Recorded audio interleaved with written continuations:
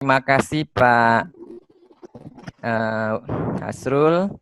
Selamat pagi Ibu Bapak. Assalamualaikum warahmatullahi wabarakatuh. Salam sejahtera untuk kita semua. Salam sehat selalu. Di tengah pandemi Corona ini, semoga semuanya sehat. Tentu saja kalau kita lihat dampak pandemik ini tidak hanya terhadap kesehatan fisik, juga berpengaruh kepada kesehatan psikis kita, juga tentu saja berpengaruh pada bisnis dan keuangan kita, Ibu Bapak. Nah, karena itu pada hari ini LPPM Ubaya melalui program Ubaya for Indonesia memberikan seri edukasi berupa pelayanan atau sharing kepada masyarakat luas yang tertarik dengan seri edukasi. Nah, Ibu Bapak, hari ini seperti yang dikatakan Pak Hasrul, Pak Deddy Marsiano akan memberikan sebuah pencerahan pada kita seperti apa menjalankan bisnis di tengah pandemi COVID. Artinya bagaimana sebuah bisnis terus kita jalankan. Seperti saya katakan tadi, tentu saja selain pandemik itu mempengaruhi kondisi secara fisik, kesehatan, juga akan mempengaruhi juga kondisi keuangan kita, baik dari sisi bisnis maupun dari sisi keuangan dalam keluarga. Nah, hari ini kita mengundang seorang pembicara yang ahli di bidang bisnis dan keuangan. Beliau juga adalah Ketua Program Studi Magister Manajemen di Universitas Surabaya. Beliau adalah selain sebagai akademisi, beliau juga banyak menjadi konsultan khususnya bagi industri-industri kecil. Pernah juga aktif berkiprah sebagai konsultan di industri yang besar juga, perusahaan besar juga. Nah, oleh sebab itu, Ibu Bapak, mari kita dengarkan seperti apa sharing dari Pak Deddy Marsiano kepada kita. Semoga harapan kita dari LPPM Ubaya bahwa seri edukasi ini bisa banyak mencerahkan Ibu Bapak, memberikan sharing kepada Ibu Bapak terkait apa yang bisa dilakukan dalam bisnis, dalam keuangan keluarga, dalam kesehatan keluarga, dan seterusnya. Demikian dari saya. Selamat menikmati seminar ini. Wassalamualaikum warahmatullahi wabarakatuh. Salam sehat selalu. Saya kembalikan ke Dr. Hasrul Iswadi. Terima kasih. Selamat pagi, Ibu Bapak. Ya, terima kasih Prof. Suyanto atas sambutan dan pembukaan dari seminar ini. Kemudian tanpa berpanjang, kita akan berikutnya dengarkan pemaparan dari Bapak Deddy Marsiano. Sebelumnya saya akan memperlihatkan CV singkat dari Bapak Deddy Marsiano. Bapak Deddy Marsiano merupakan dosen aktif di Universitas Surabaya. Jejak beliau di akademik sangat banyak, antara lain sebagai wakil dekan Fakultas Bisnis dan Ekonomika Universitas Surabaya, dan sekarang beliau Ketua Jurusan Manajemen dari Fakultas Bisnis Ekonomika. Jejak di luar dari kampus Universitas Surabaya juga sangat banyak, tapi pada saat ini yang kami bisa cuplik yaitu yang berkaitan dengan jejak akademis di struktural Universitas Surabaya. Bapak Ibu dapat berinteraksi langsung dengan Bapak Dr. Deddy Marsiano nanti pada waktu tanya jawab untuk menjawab unek-unek dari Bapak Ibu sekalian yang berkaitan dengan strategi bisnis di tengah pandemi COVID-19.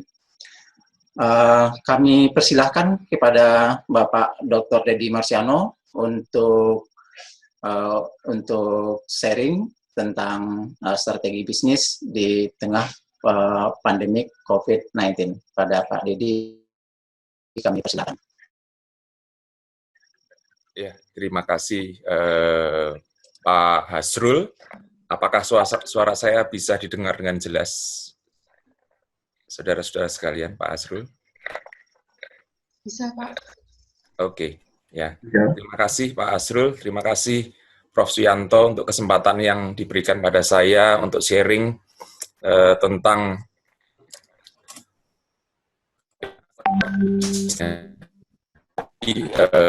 pandemi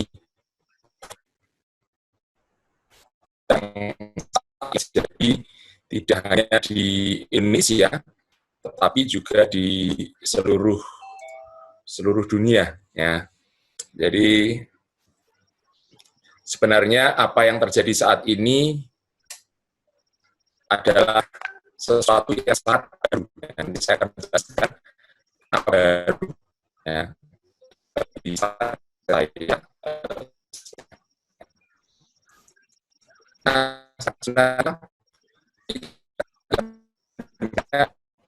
Juta ya sampai 200 juta ya kematian. Jadi itu adalah pandemi mungkin yang kematiannya terbesar ya sepanjang sejarah ya. Ya kita berharap juga tidak terjadi ya.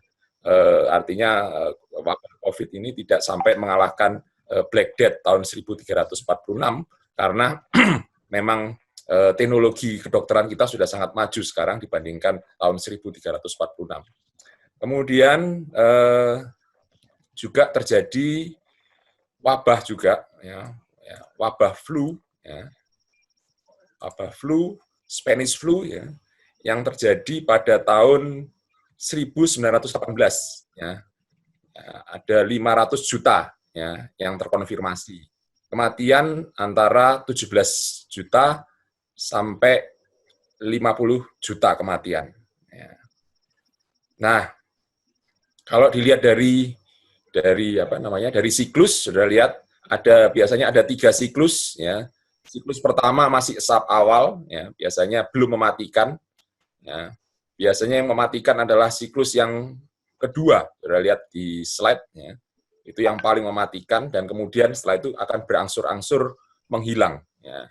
Harapannya kita segera cepat virus itu menghilang ya, supaya kita bisa bekerja secara normal lagi. Ya. Nah, makanya saya hari ini bicara tentang new normal, ya, new normal. Nah, oke.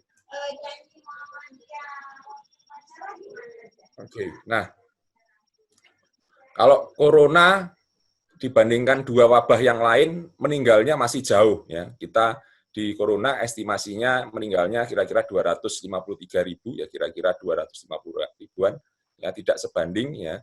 Tetapi secara kontaminasi paling cepat. Ya. Jadi wabah corona ini secara kontaminasi paling cepat penyebarannya. Ya. Kemudian, nah ini, ya, ini adalah pertumbuhan ekonomi ya, saudara. Kalau secara umum ya, kalau kita bicara bisnis, kita juga bicara tentang pertumbuhan ekonomi ya. Jadi kita ini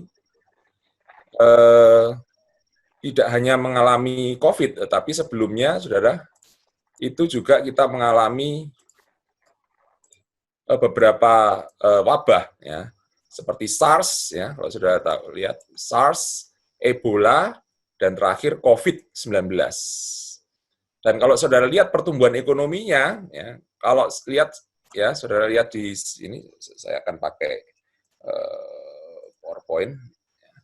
Kalau saudara lihat di sini, saudara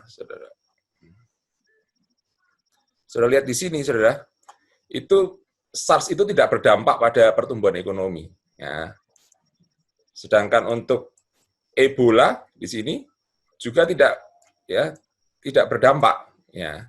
Nah, masalahnya adalah COVID sekarang yang tahun 2020 Anda lihat bagaimana pertumbuhan ekonomi, dampaknya terhadap pertumbuhan ekonomi luar biasa. Ya. Jadi 3 jenis wabah, SARS, Ebola, dan COVID, ya, semuanya yang 2, SARS dan Ebola tidak punya dampak, sedangkan yang COVID, dampak terhadap ekonominya luar biasa. Ya. Dari IMF prediksi minus 3% untuk dunia, JP Morgan 1,1%, The Economist Intelligence Unit minus 2, jadi semua pertumbuhan ekonomi 2020 prediksinya semuanya negatif. Ya. Artinya kita kontraksi. Ya. Kemudian, ya, kalau kita bandingkan antar krisis, ya, krisis kita pernah mengalami krisis tahun 98, 97, 98, dolar dari 2.500 naik ke 16.000. Ya, krisis moneter, kita biasanya sebut krisis moneter.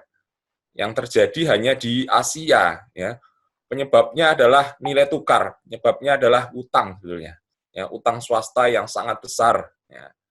Kemudian krisis tahun 2008, ya, subprime mortgage di Amerika, ya, pusatnya di Amerika. Ya. Nah, itu juga karena utang, ya, manajemen utang yang buruk.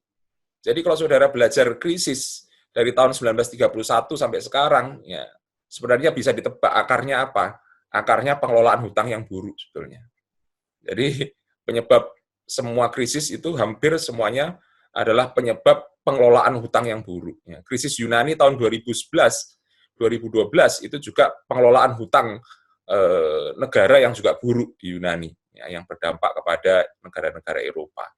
Jadi kita bisa simpulkan, ya, penyebab utama krisis umumnya adalah karena masalah pengelolaan hutang.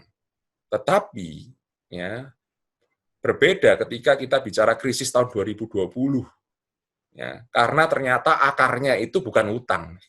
Ya, jadi akarnya itu bukan masalah ekonomi, tetapi akarnya itu pada krisis kesehatan. Kalau saudara lihat di slide saya, ya, ya, akarnya di krisis kesehatan, saudara.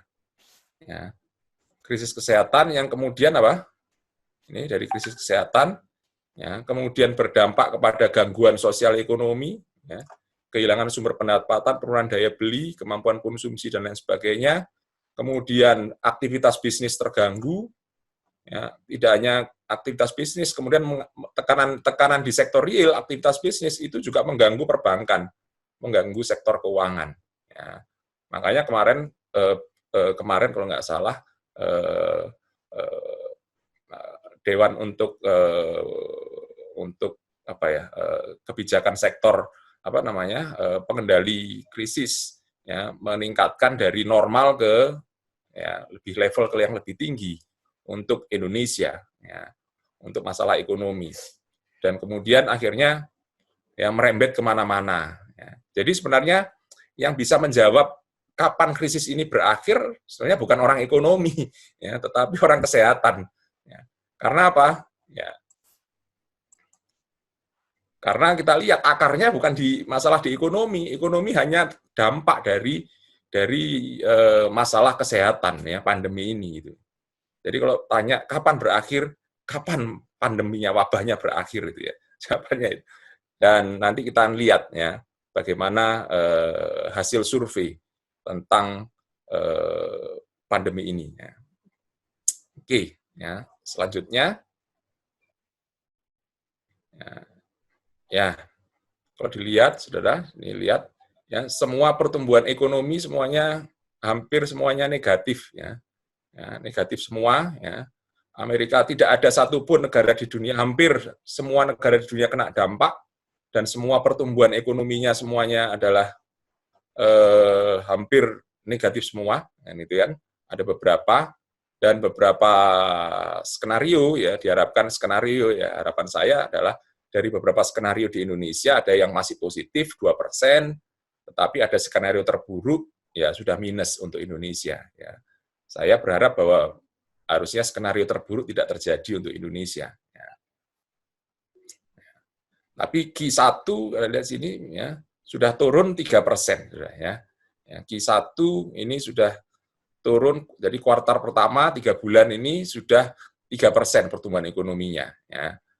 Harapannya tidak sampai minus, ya. Dan harapannya juga pandemi ini segera berakhir. Kemudian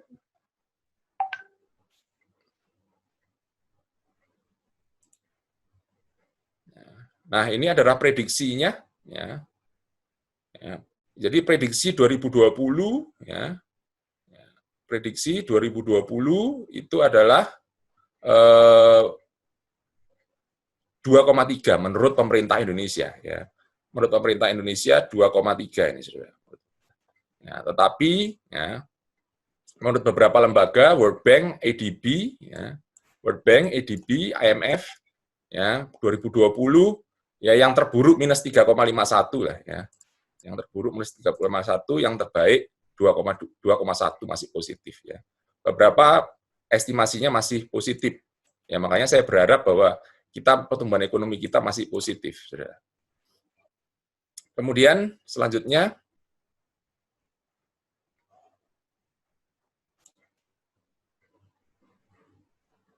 nah, seringkali orang tanya kepada saya, kapan ya kondisi normal itu akan terjadi? Ya. Artinya beberapa pengusaha itu mengeluh ke saya, ini kapan selesainya? Kapan kondisi ini akan berakhir? Gitu. Kapan kita bisa kembali lagi ke kondisi sebelum wabah pandemi ini? Gitu. Saya sampaikan bahwa kita tidak akan pernah kembali ke kondisi normal. Ya. Karena sekarang ini kita menuju normal yang baru. Ya. Jadi jangan pernah berharap bahwa nanti setelah pandemi, ya, setelah pandemi itu akan kembali normal seperti zamannya sebelum pandemi. Gitu kan. Jadi jangan bermimpi, nggak akan kembali. Ya. Karena perilaku orang akan berbeda. Ya. Perilaku konsumen akan berbeda sebelum pandemi dan saat pandemi. Dan saya yakin bahwa perilaku saat pandemi ya, itu akan menjadi habit, akan menjadi kebiasaan, dan itu akan akan diteruskan ya, menuju ke pasca pandemi. Ya. Ya, jadi perilaku ini orang sudah nyaman, ya, orang sudah mulai nyaman dengan kondisi sekarang, ya, sudah mulai beradaptasi lah, bukan nyaman lah, beradaptasi dengan kondisi sekarang dan tidak akan pernah kembali. Ya, makanya dalam beberapa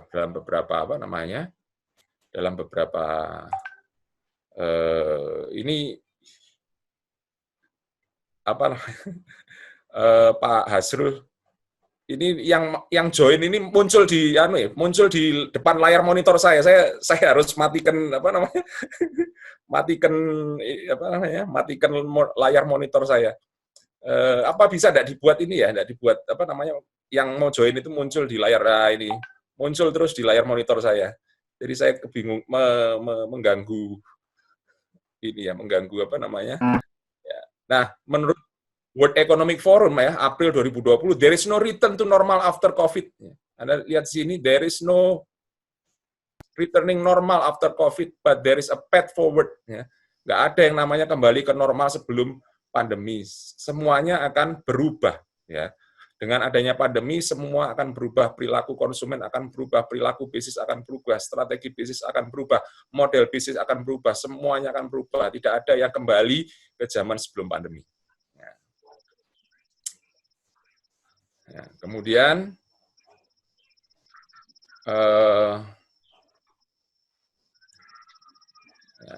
nah, satu kata sebelum saya masuk ke analisa saya, ya, ini ada pepatah mengatakan it's not the strongest of species that survive. Ini Charles Darwin, ya, bukan yang terkuat yang akan survive, yang akan apa ya? Yang akan survive itu apa ya? Yang akan survive ya. Nor the most intelligent, juga bukan yang paling pinter yang akan survive. Tetapi the most one that is the most adaptable to change. Ya, mau tidak mau, ya, apapun posisi kita, ya, apapun pekerjaan kita, ya, apapun bisnis kita, ya, tidak ada cara bertahan hidup, ya, kecuali adalah harus mau tidak mau beradaptasi dengan perubahan. Ya. Ya, karena itu ketika semuanya berubah, perilaku konsumen berubah, kondisi bisnis berubah, semuanya berubah, maka mau tidak mau bahwa perusahaan kita, usaha kita, apapun posisi kita, ya, baik itu entrepreneur maupun profesional, semuanya harus berubah, ya. Karena tidak akan pernah kembali ke kondisi yang awal. Saudara. Kemudian,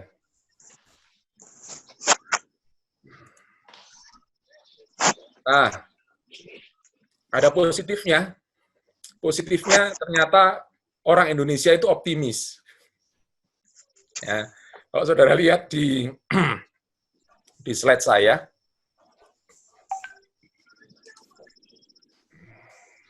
ya di slide saya itu adalah yang optimis, ya, yang optimis ekonomi akan rebound dalam 2-3 bulan, ya. Ke depan itu 49%, ya.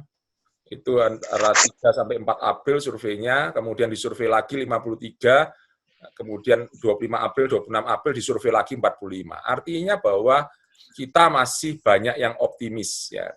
Kalau dari kita semua banyak yang optimis, saya percaya bahwa wabah ini akan segera berakhir dan bisnis kembali bukan normal, kembali lagi bergeliat, ya, berjalan, ya. Dan ekonomi kemudian bergerak dan kita keluar dari krisis pandemi ini, ya. Jadi yang optimis lumayan lah, masih separuh, ya, yang optimis.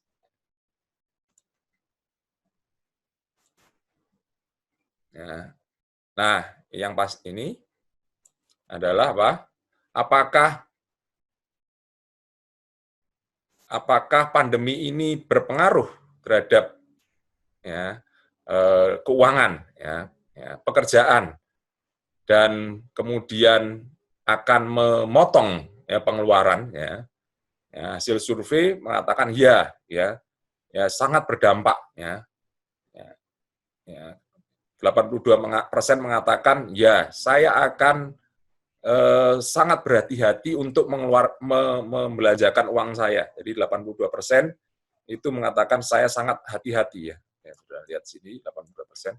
Ya, sangat saya berhati-hati, ya. Ya. Kemudian yang ini 62% bicara ini, ya, punya dampak negatif, artinya wabah ini punya dampak negatif terhadap income, ya. Ya, terhadap menghasilkan uang dan lain sebagainya, ya, akan mengkat, ya. Nah, ini artinya bahwa wabah ini memang berdampak, sudah dampaknya cukup besar, ya. Dan mereka mengatakan to cut back, ya, akan memotong pengeluaran, ya. Nah, kita lihat, ya, hasil datanya seperti apa, ya. Nah, ini bisa saya lewati.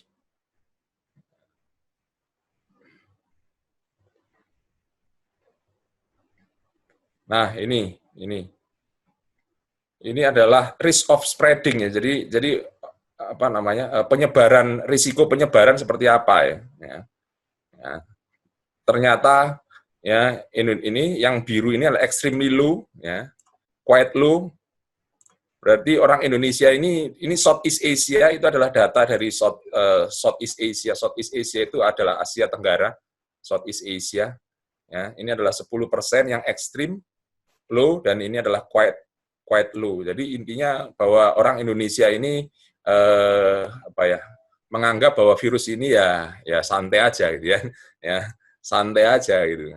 Ya, jadi makanya kalau saya lihat di warung-warung kopi itu, kalau saya lewat itu masih rame juga, gitu, ya. Artinya bahwa mereka menganggap virus ini enteng. Nah, ini makanya sebenarnya ini agak berbahaya, gitu, ya, menganggap bahwa ini adalah sesuatu yang ringan atau tidak perlu diperhitungkan.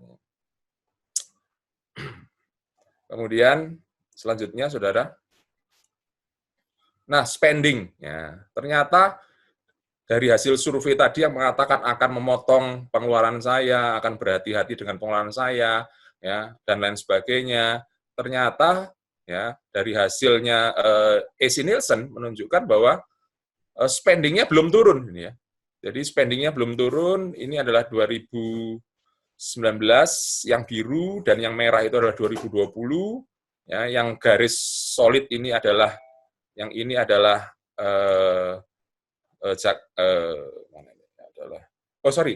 solid biru adalah tahun 2019, yang solid ungu adalah 2020, yang atas ini adalah Jakarta, ya, Jakarta, yang bawah adalah keseluruhan, ya, yang bawah adalah keseluruhan. Ya. Jadi Jakarta memang spendingnya lebih tinggi. Dan kalau kita bandingkan 2019 dan 2020, ya, spendingnya tidak jauh berbeda. Ya, jadi week 1 setelah wabah, minggu pertama setelah wabah, minggu kedua setelah wabah, minggu ketiga setelah wabah, minggu keempat setelah wabah, dan seterusnya. Ya. Ternyata spendingnya belum turun, ya. Jadi artinya orang belum mengerem spendingnya. Nanti dalam hasil survei menunjukkan bahwa spendingnya memang belum turun, tetapi sudah shifting. Jadi ada shifting spending, ya, perubahan. Jadi perubahan apa yang dibelanjakan, ya, apa yang dibeli itu cenderung akan berubah cukup signifikan. Ya. Nah, apa itu new normal? Ini kita masuk. Ya. New normal adalah suatu kondisi di mana terjadinya perubahan perilaku konsumen secara radikal pada saat dan pasca pandemi COVID-19. Ya. Jangan pernah berharap perilaku konsumen pasca pandemi akan kembali seperti sebelum terjadinya pandemi COVID-19. Jadi saya selalu menyebutnya adalah new normal. Ya. Jadi bukan berubah, tetapi normal baru. Ya. Kalau dulu juga normal, sebelum wabah juga normal. Sekarang juga normal, cuma sekarang adalah normal yang baru, ya, yang di mana perilaku konsumen akan berubah, ya, dengan adanya COVID ini.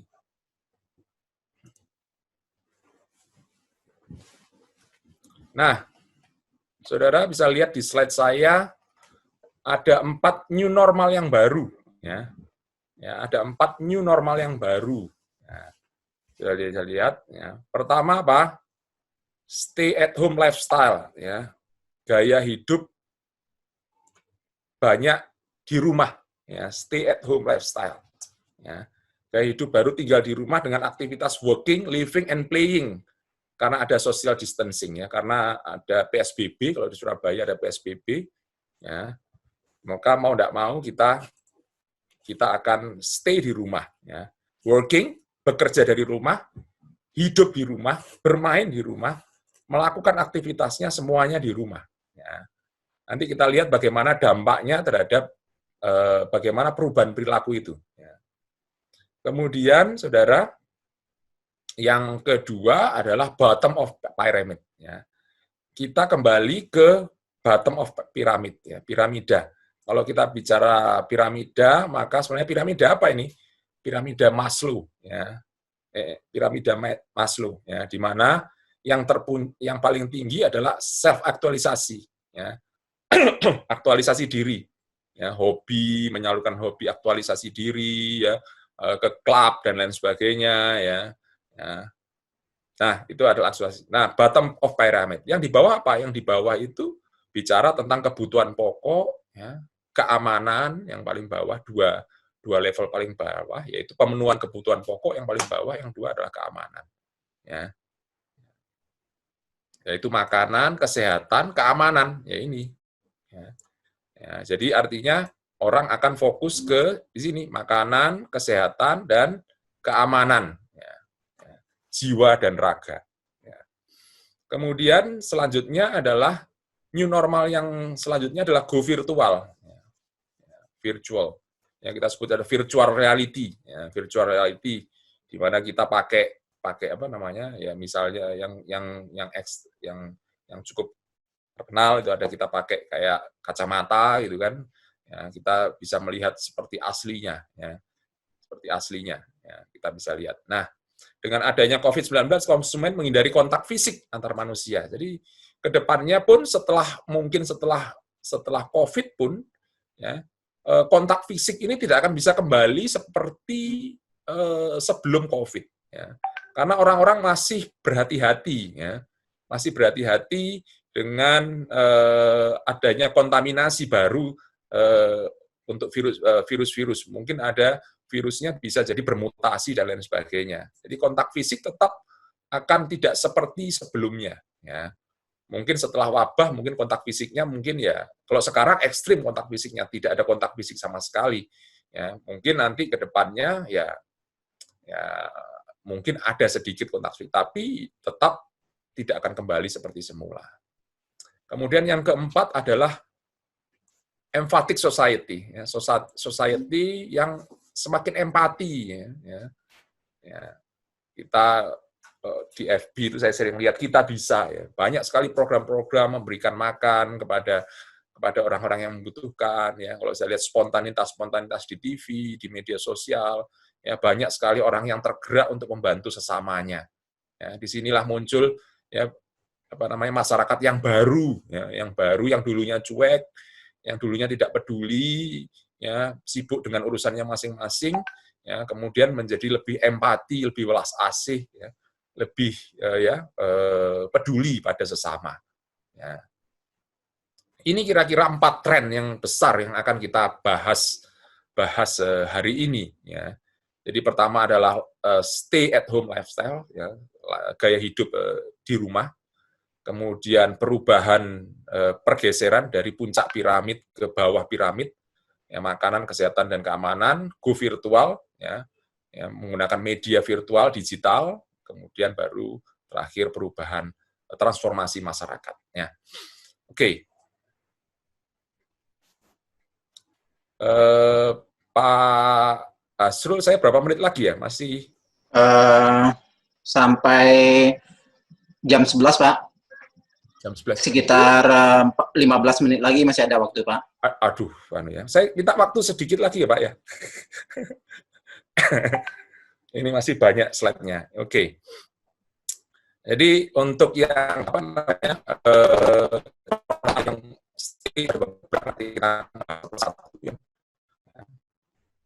nah, itu ada berapa? Ketika kita stay at home, ya, di mana mobilitas kita itu berkurang, ya, maka ada dampaknya terhadap bisnis. Ya. Ada bisnis yang turun, ya, karena kita semua PSBB, ya, banyak yang PSBB, kita stay at home, ya, dipaksa untuk di rumah, ya, mengurangi mobilitas. Ada bisnis yang kena dampak negatif, ya, ada yang tidak kena dampak, ada yang kena dampak positif, saudara. Jadi yang kena dampak negatif ada di sini, saudara. Di sebelah kiri ini, the fall. Ya, ini dampak negatif. Yang paling tinggi adalah ini, saudara. Hotel, restoran, maskapai penerbangan, ya, kita sudah mengurangi traveling. Otomatis kalau mengurangi traveling, ya, kita juga mengurangi pemakaian hotel. Ya. Kita kemarin informasi hotel bintang 5 di Surabaya yang biasanya tarifnya 1 juta, di atas 1 juta, sekarang sudah tinggal 400.000.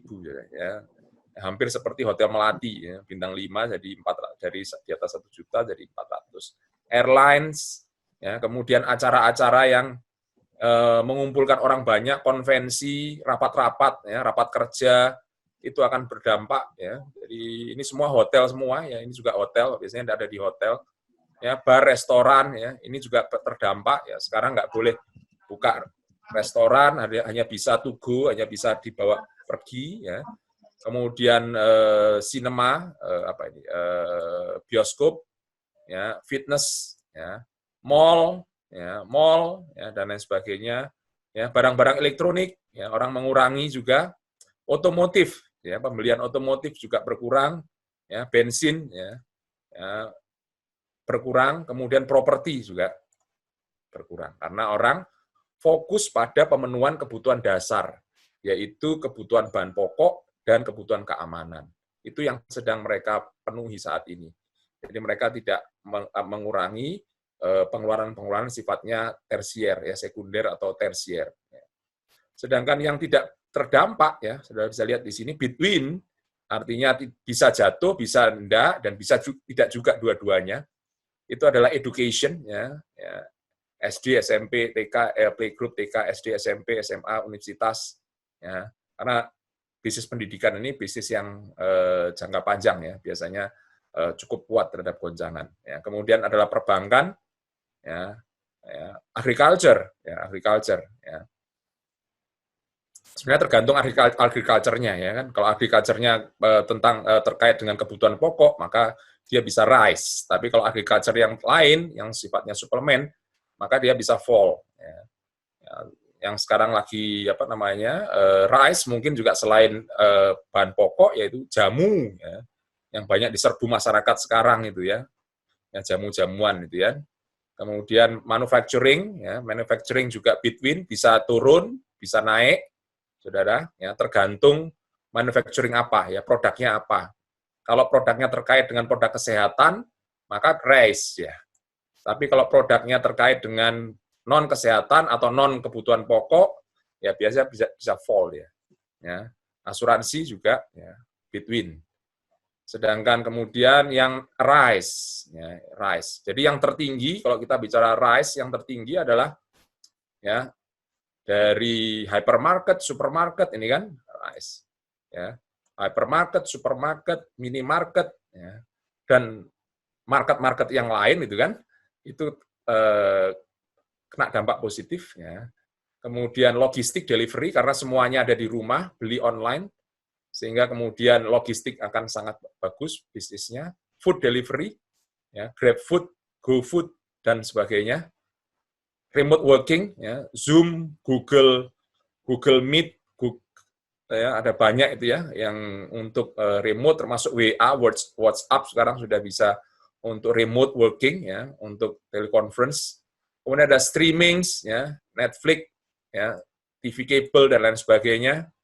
Kemudian media, ya, internet dan lain sebagainya. Kemudian online learnings, ya, beberapa online learnings mengalami boom, karena orang biasanya tinggal di rumah, nggak ngapa-ngapain, ya belajar, mau nggak mau belajar. Ya. Online learnings, kemudian ada cloud services, ya, ada obat-obatan, apotik, ya, dan lain sebagainya. Ya, tapi ini telemedical, ya, yang bisa jarak jauh, nanti kita akan bahas. Cleaning service dan juga home fitness, bukan fitness center, tetapi home fitness. Jadi mereka bergerak dari fitness center di sini mengalami penurunan, mereka olahraga di rumah. Yang hobi olahraga, mereka akan beli peralatan sendiri untuk kemudian olahraga di rumahnya masing-masing. Kira-kira itu bisnis-bisnis yang terkena dampak, ya, dari COVID-19, ya, baik itu dampak negatif maupun dampak positif, dan bisa between antara keduanya. Kemudian yang kedua, ya, yang namanya belanja online semakin meluas dan mendalam, saudara. Dulu untuk belanja online itu hanya terbatas pada produk-produk tertentu, ya, produk yang sifatnya lifestyle, ya, gaya hidup, ya. Tetapi sekarang tidak, sekarang malah meluas, tidak hanya lifestyle, tetapi juga semuanya. Karena orang kemudian stay at home, ya, untuk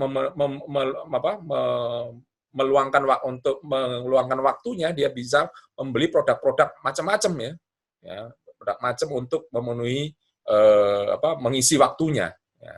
Jadi semakin beragam. Kalau dulu paling sepatu, ya, sepatu yang memenuhi gaya hidup, ya, sepatu, terus kemudian baju, ya kan, yang gitu-gitu, ya, pokoknya lifestyle lah, ya, yang lifestyle. Sekarang enggak. Sekarang basic need pun, ya, ini food juga pakai online, ya. Entertainment, ya, online, ya. Yang dulu biasanya nonton bioskop, ya, sekarang nggak bisa. Sekarang, ya, home entertainment, TV kabel dan lain sebagainya, ya. Magazine, ya, buku-buku, ya. Kemudian yang biasanya kita beli di toko buku sekarang online, ya. Terus kemudian skincare and make up, ya, semuanya beragam sekarang, ya. Konsumer elektronik dan lain sebagainya, ya. Jadi penggunaan online semakin meluas, saudara. Nah, kalau saudara lihat dari hasilnya AC Nielsen menunjukkan ada 2 kelas, upper class ya, upper class-nya dan middle class ya. Kalau upper class itu yang naik adalah beverage paling tinggi 18% ya. Ya. Sorry. Itu tadi yang merah muda adalah Jakarta, yang biru adalah nasional. Jadi kira-kira kalau upper class dia lebih ke snack ya. Snacknya naik ini sudah ya. Jadi ini yang paling tinggi ya. Jadi mungkin di rumah terus yang kaya-kaya, yang pendapatannya tinggi besar itu lebih banyak snack ya, makan snack ya. Nah, kemudian instant food ini sudah bisa lihat di sini ya. Kemudian cooking aid ya ini ya.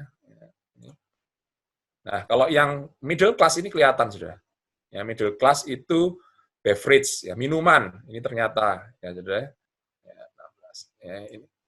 Dari kalau nasional ini adalah instant food. 16% ya.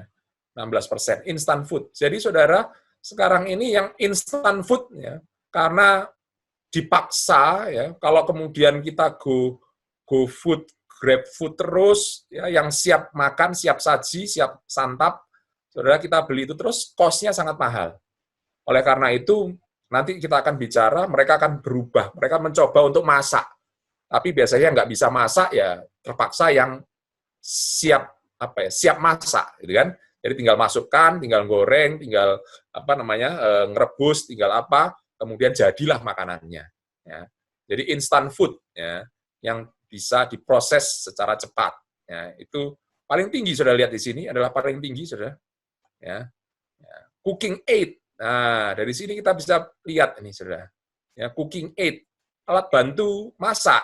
Jadi intinya orang mulai belajar masak gitu kan. Nah, jadi nanti bisnis-bisnis yang terkait dengan cooking aid, instant food ya, frozen dan lain sebagainya itu akan kena dampak positifnya ya. Beverage ya, minuman ya, dan lain sebagainya. Oke. Kemudian saudara ya, orang mulai mengurangi ya, makan di restoran ya. Makan di restoran mulai dikurangi ya.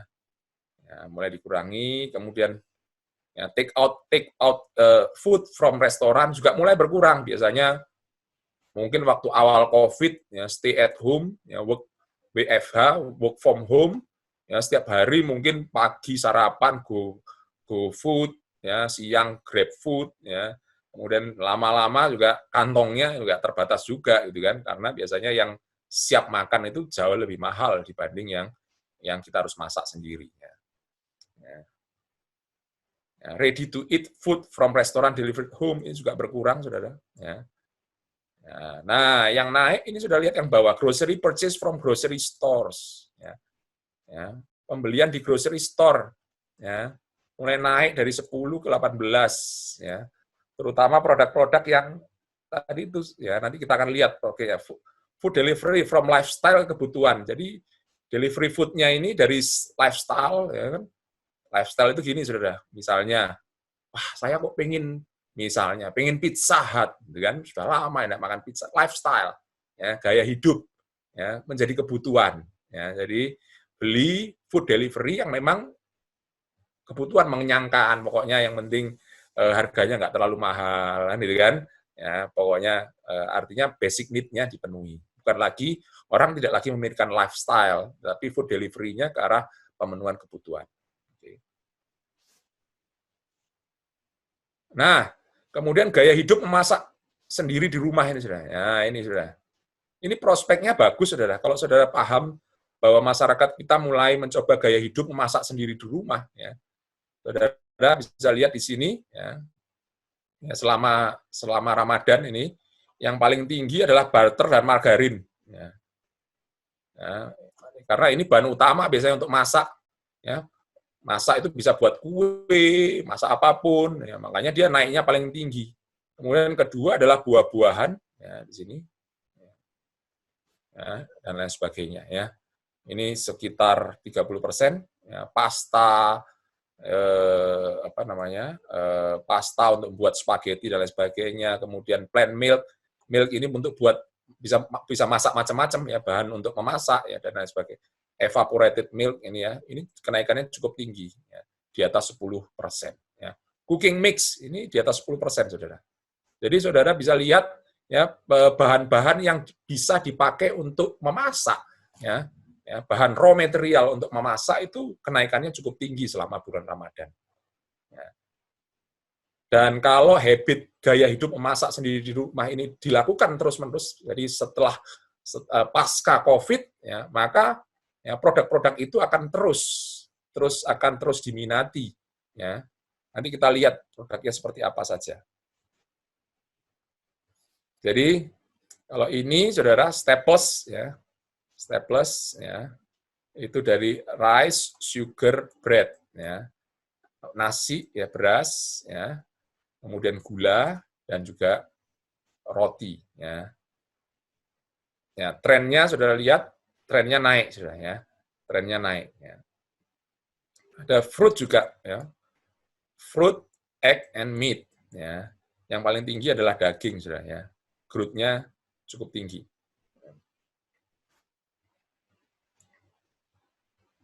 Ya, yang paling tinggi adalah, sudah bisa lihat, yang paling tinggi adalah telur, ya, tepung, ya, kemudian yang paling tinggi telur dan tepung itu bahan untuk masak. Itu. Jadi dari sini kita bisa melihat bahwa trennya adalah mereka mencoba untuk memasak sendiri di rumah. Ya, tidak lagi pesen makanan yang jadi, yang siap makan. Ya. Nah, kalau lihat sini, saudara, ini paling tinggi, ya. Jadi mereka fokus, ya. Ini Anda lihat, pembelian tertinggi itu adalah cooking seasoning. Jadi bumbu-bumbu masak itu ternyata tinggi. Jadi ini membuktikan bahwa ya, orang sudah mulai masak sendiri di rumah. Ya. Sama adalah kita tahu ini adalah produk-produk kesehatan. Ya. Yang naiknya sangat tinggi. Kita tahu kalau produk kesehatan pasti orang pengen sehat, jadi perlu beli vitamin dan lain sebagainya, ya produk-produk yang menjaga kebugaran tubuh supaya tidak mudah untuk terkena penyakit. Ya. Ya. Jadi selain alat obat-obatan, ya, kesehatan 48%, ternyata bumbu-bumbu masak, ya, cooking seasoning itu ternyata kenaikannya cukup tinggi, ya. Jadi bumbu masak.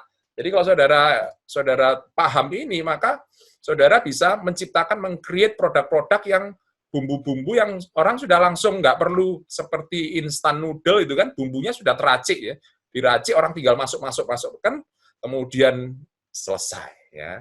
Artinya yang instan ya, instan itu bukan hanya Indomie Supermie, Indomie dan lain sebagainya, tetapi instan itu produk-produk yang instan ya, yang langsung bisa dimasak dan bisa kemudian dinikmati ya.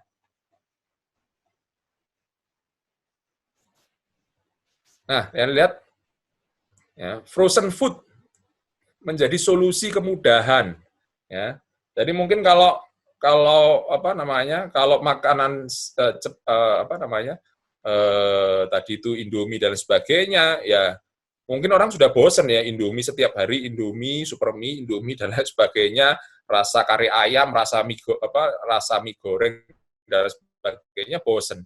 Maka kemudian mereka beralih ke frozen food. Ya, frozen food ini adalah makanan yang siap masak. Ya, tinggal masukkan, kalau mau digoreng, ya kalau mau digodok, setelah itu tinggal langsung kita bisa makan langsung. Ya. Nah, ini saudara bisa lihat, ya, frozen food menjadi salah satu yang kena dampak positif cukup besar, yaitu 28%. Ya. Makanya beberapa teman saya, beberapa UKM, ya, mereka masuk ke frozen food yang siap saji, ya, yang siap saji. Ya. Ya. Kemudian selanjutnya, ya, online, ya, online shopping itu ternyata meningkat 30%, ya, masih 30%. Ini mungkin di awal ya saudara. Ini online shopping menjadi favorit sekarang. Ya. Nah, yang paling tinggi apa? Ya, dikatakan ada survei Among those who answer will increase their online shopping are planning to. Jadi orang-orang yang disurvei, yang tadi 30% yang survei bahwa dia akan belanja online lebih banyak, ya, sekitar 30%, ya, more often. Jadi ini katakan dia akan belanja lebih banyak, ya, untuk online itu 30%, ya. Itu mengatakan bahwa dia berencana untuk ternyata yang paling besar adalah visiting mall. Ya, jadi ke depan ini mall ini suatu usaha yang tidak ya kurang bagus prospeknya. Ya, yaitu dikatakan much less often and a little less often. Jadi pasti dia akan mengurangi ke mall itu 53% dari 30%. Ya. Kemudian yang selanjutnya adalah ya shopping at supermarket. Ya. Nah, itu kira-kira.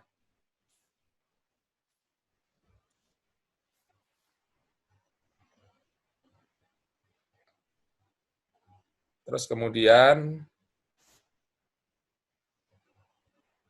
ya, nah, what activities do people do less and often? Ya, outdoor activities, ya, yang biru itu more often, ya, more often, some of before and less often, ya.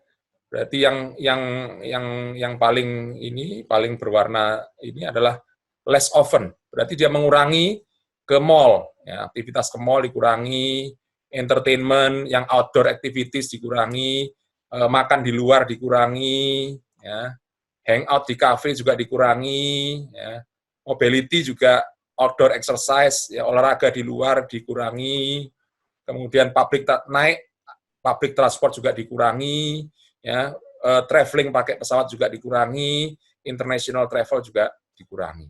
Jadi mereka mengurangi aktivitas outdoor dan mobilitas mereka di luar. Ya.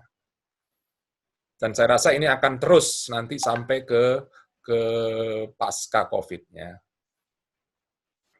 Kemudian getting your food, ya, more often, less often, ya, food delivery, take away, ya, orang lebih banyak 22 itu more often, ya, 22%, 28% less often, ya. Buying food from home, consumption has been done occasionally, ya. Jadi food delivery, ya, 28%, ya, take away 28%, ya. Ini kira-kira take away artinya kita ke restoran kemudian kita bawa pulang makanannya, ya. Nah, ini berkurang 35%, Saudara. Ya, beli baju, ya, belanja elektronik juga akan berkurang, ya, Saudara. Nah, work from home itu 30% naik berarti, ya, naik 30%. Nah, ini nanti bisa dibaca sendiri. Nah, kemudian gaya hidup online, Saudara, ya, gaya hidup online, semuanya dilakukan di rumah, Saudara, belanja kebutuhan pokok secara online, menikmati film yang biasanya kita ke mall, kita belanja ke supermarket, mungkin nanti akan kebutuhan kebutuhan pokoknya akan belanja secara online, menikmati musik, film dan musik biasanya kita ke bioskop dan konser, sekarang dinikmati secara online, kita belanja makanan juga secara online, ya kan? Bermain juga secara online, bekerja dan belajar juga secara online, bersosialisasi juga secara online, berolahraga secara online, kan gitu kan? Ya, jadi semua aktivitas kita gaya hidupnya adalah gaya hidup online. Ya. Semua kita lakukan secara online. Ya. Pak Dedi, Ya. Waktunya tinggal 10 menit lagi, Pak. Oke, baik, ya. Ya. Nah, ini ada fenomena bahwa orang kembali kepada TV nih, ya. TV mulai digemari, ya. TV mulai digemari kembali, Saudara, ya. Ya, kenapa? Karena orang sudah mulai di medsos itu terlalu banyak hoax, terlalu banyak berita-berita yang nggak benar, sehingga kemudian orang kembali, kalau cari berita, mereka akan kembali ke TV. Ya. Karena mereka sudah tidak lagi mempercayai medsos 100%. Ya.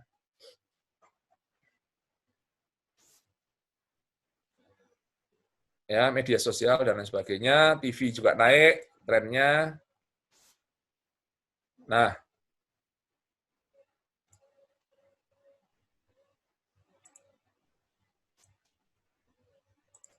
oke. Nah, Yang kedua adalah fenomena belajar mengerjakan semuanya sendiri, saudara.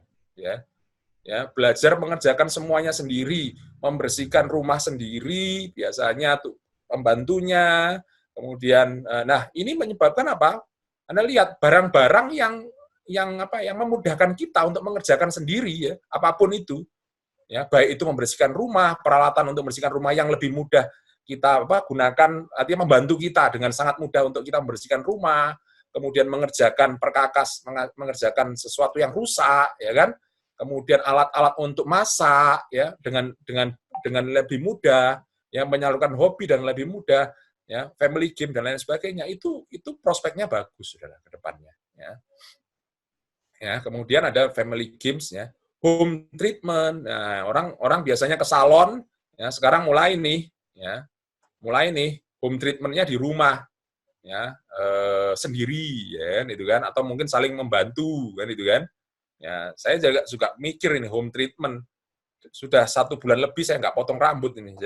Jadi kalau ada alat, gitu, misalnya, ya, alat yang membantu kita memotong rambut sendiri, gitu kan, dengan mudah, tanpa petal, gitu ya, tanpa ini, wah itu bakal laris, gitu, ya. Ya, kemudian alat-alat kesehatan dan lain sebagainya. Anda lihat yang tertinggi adalah cleaning, ya, peralatan untuk membersihkan rumah. Ini kalau saudara jualan barang-barang alat membersihkan rumah yang praktis, memudahkan kita untuk membersihkan rumah, mengerjakan membetulkan barang-barang rusak dan home cooking, ya, ini prospeknya luar biasa. Oke. Kemudian membuat rumah nyaman untuk bekerja dan belajar, ya, karena kemudian kita harus mau tidak mau bekerja dan belajar di rumah, maka kita harus membuat rumah itu menjadi lebih nyaman. Ya, artinya apapun yang membuat kita lebih nyaman itu akan kita beli, ya, nyaman untuk bekerja dan nyaman untuk belajar. Contoh Zoom, ya kan, work from home, ya. Terus kemudian mungkin komputer yang memudahkan kita, ya, tempat duduk, meja yang nyaman untuk bekerja, ya. Itu kemudian akan menjadi prioritas, ya, karena mau tidak mau, karena kita harus bekerja dan belajar dari rumah, kita harus membuat tempat bekerja kita atau tempat belajar kita senyaman mungkin. Jadi maka kita akan melengkapi peralatan yang terkait dengan yang membuat kita nyaman untuk bekerja dan belajar. Oke, next. Nah, ya, work-life balance, ya. Ya, jadi saudara, yang namanya work from home, ya, work from home, di mana di rumah kita bekerja, mengurus keluarga, kadang-kadang kalau istri, kalau bapak juga kadang-kadang, saya kadang-kadang kalau menggunakan Zoom dengan rapat, itu ya, seringkali, ya, sekalipun bapak itu selalu diganggu anaknya main, dan itu kan, ya, kemudian ya, artinya bermain, jadi bekerja, ya, hidup, dan bermain di rumah itu kian kabur. Jadi kita nggak bisa lagi membedakan. Kalau dulu sebelum COVID jelas, kita kalau ke kantor ya kerja, ya. Kemudian kalau parenting ya di rumah, kalau main di luar kan itu kan jelas. Sekarang tidak. Sekarang bekerja, bermain dengan parenting juga, kemudian bermain juga di rumah, ya. Jadi kita harus, artinya ada fasilitas-fasilitas yang membantu kita. Kalau ada fasilitas-fasilitas yang membantu kita untuk bisa bekerja di rumah, yang parenting di rumah, dan leisure, playing di rumah, itu menjadi potensi untuk kemudian tumbuh. Nah, ini adalah new normal, kembali ke dasar piramida. Jadi kembali ke kebutuhan dasar, ya, yaitu pemenuhan kebutuhan pokok dan keamanan, ya. Ya. Gaya hidup sehat menjadi tren, saudara. Ya, gaya hidup sehat menjadi tren. Ya, dulu kalau pakai masker ya enggak ada masker model macam-macam. Sekarang pakai masker, wah, ya, menjadi gaya hidup. Ya, gaya hidup. Ya, gaya hidup. Ya. Kemudian cuci tangan itu menjadi gaya hidup. Ya. Kemudian menjaga jarak itu menjadi gaya hidup. Ya. Ya. Sehingga pemakaian masker menjadi semakin mainstream untuk gaya hidup, ya.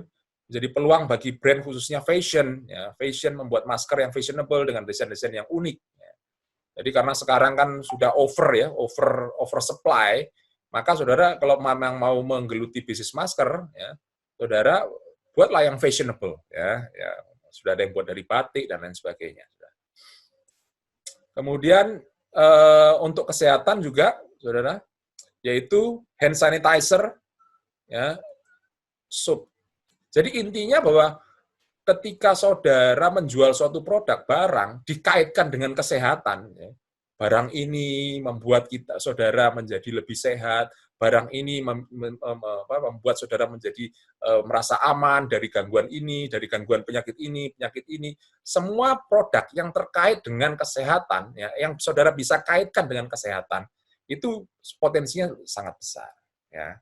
Makanya di sini hand sanitizer, liquid antiseptik, semua barang yang terkait dengan kesehatan itu saat ini betul-betul luar biasa. Ke depan juga akan tetap pasca COVID orang cenderung tetap berhati-hati. Jadi trauma COVID itu akan terus terbawa, ya, pada saat pasca COVID. Ya. Gaya hidup tanpa kontak langsung, ya saudara. Jadi gaya hidup tanpa kontak langsung itu juga akan terus, ya, terus ke depannya. Ya. Contact free ekonomi akan menciptakan model baru contact free bisnis dengan peluang yang begitu luas. Ya. Jadi nanti ketika kita bicara konser musik, itu semuanya tidak kontak langsung, meeting, dan lain sebagainya. Jadi jangan harap orang kemudian nyaman dengan kondisi meeting seperti ini, ya, saudara. Kalau kita lihat meeting-meeting jadi semakin efisien, ya, tidak perlu biaya, kita nggak perlu pakai mobil kita atau pakai kendaraan ke tempat meeting dan lain sebagainya, ya, dengan di rumah, saudara, sangat hemat sekali, ya, tanpa kontak secara langsung. Ya. Kemudian, saudara, ya, kepercayaan sosial turun. Ya, artinya apa? Ya, artinya apa? Curiga. Kamu kena ini enggak? Kena apa namanya? Kena membawa penyakit enggak, kan itu kan? Jadi low trust society, ya. Mereka semakin turun, ya. Ada kecurigaan kamu bawa penyakit enggak, sehingga otomatis orang akan mencoba untuk memproteksi dirinya dan keluarganya, ya, dengan alat-alat masker dan lain sebagainya, ya. Jadi barang-barang seperti itu akan tetap akan terus, ya, pasca COVID pun akan tetap terus.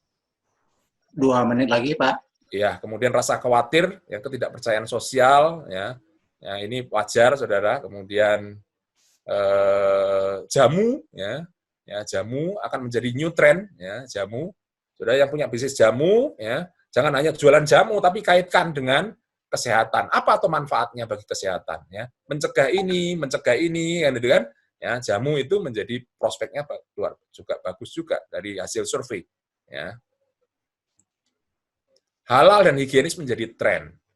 Ya, jadi semua barang itu dikaitkan dengan kesehatan, saudara, ya. Yang produk halal, ya kan? Kemarin COVID di China diduga karena orang Wuhan makan kelelawar, itu kan? Makan yang aneh-aneh. Sekarang orang sudah mulai makan yang normal-normal, itu kan, yang halal. Mereka juga lihat higienis enggak, ya kan? Mereka lihat jaga kebersihan, ya, mereka concern pada hal-hal yang higienis. Ya, ini menjadi prospek kita sebetulnya, ya. Kemudian ada tren penundaan pembayaran, ya, karena keterbatasan keuangan, ya, kebutuhannya cukup besar, sehingga orang cenderung untuk menunda pembayaran. Ya. Jadi buy now pay later menjadi booming, ya, beli sekarang bayarnya nanti, ya, apalagi kalau beli sekarang bayarnya saingetnya, nah, itu pasti booming gitu, ya. Kemudian wisata masa depan, ya. Jadi setelah COVID ini kan, setelah kita nggak bisa kemana-mana, ya, selama berapa bulan ini nggak bisa kemana-mana, ya, begitu kemudian nanti COVID berakhir, ya pasti kita, waduh, aku pengen berlibur kemana tempat wisata dan lain sebagainya. Pasti ada keinginan itu sangat besar. Ya, ini potensinya akan besar. Tapi setelah semua wabah ini berakhir, ya, akan ada balas dendam. Yang kemarin di rumah saja nggak bisa ngapa-ngapain, bosen.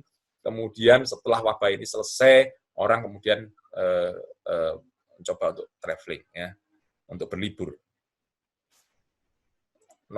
New normal, ya, pengalaman virtual, ya, artinya saudara kalau punya go digital, punya website, punya aplikasi, harus bisa memberikan pengalaman yang bagus, ya tidak hanya bicara untuk transaksi, tetapi juga pengalaman. Orang pakai website saudara, orang pakai digital saudara, ya itu punya pengalaman, tidak hanya bicara tentang transaksi deal atau enggak, ya, tapi pengalaman menjadi penting. Ya, virtual sosial, ya kan. Ya. Di masa karantina orang mudah untuk mengalami kebosanan, terlebih menjadi tidak dinamis dan monoton. Solusinya adalah aktivitas virtual sosial. Jadi bersosialisasi pakai virtual, ya interaktif dan lain sebagainya. Semua sosialisasi sekarang pakai virtual. Kalau misalnya kangen, saya punya grup grup alumni SMA. Kalau kangenan ya pakai Zoom dan lain sebagainya. Itu kan mereka ketemu. Jadi sosialisasinya sudah pakai virtual seperti itu. Ya. Kemudian adalah waktu kerja fleksibel. Kalau dulu kita jam 8 sampai jam 4 sore atau jam 5 sore. Sekarang adalah waktu kerja yang fleksibel. Jadi kita tidak lagi membedakan kerja, parenting, ya parenting itu mengasuh anak, kemudian bermain. Itu tidak lagi bisa dipisahkan. Waktu kerjanya sangat fleksibel, saudara. Ya. Nah,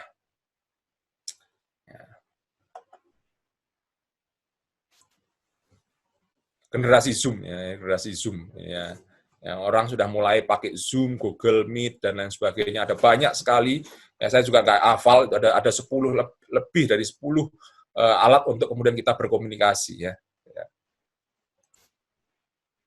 Cloud, ya, untuk menyimpan data, ya, karena kita kemudian ada video chat, ada seperti ini meeting dan lain sebagainya, semuanya direkam dan semuanya direkam di cloud, ya. Nah, pengobatan jarak jauh, saudara. Ya, ini akan menjadi tren ke depannya, saudara. Ya, karena dengan adanya dari 4G ke 5G, 6G, saudara, maka yang namanya pengobatan jarak jauh menjadi sesuatu yang memungkinkan. Ya. Ya, dokter di China bisa mengoperasi pasien di Indonesia dengan di remote jarak jauh. Ya.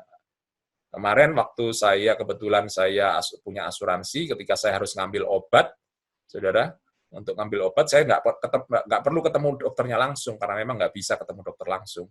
Sehingga jarak jauh, ya, baik itu melalui telepon, atau melalui email, atau melalui website, dan lain sebagainya. Artinya daftar dulu.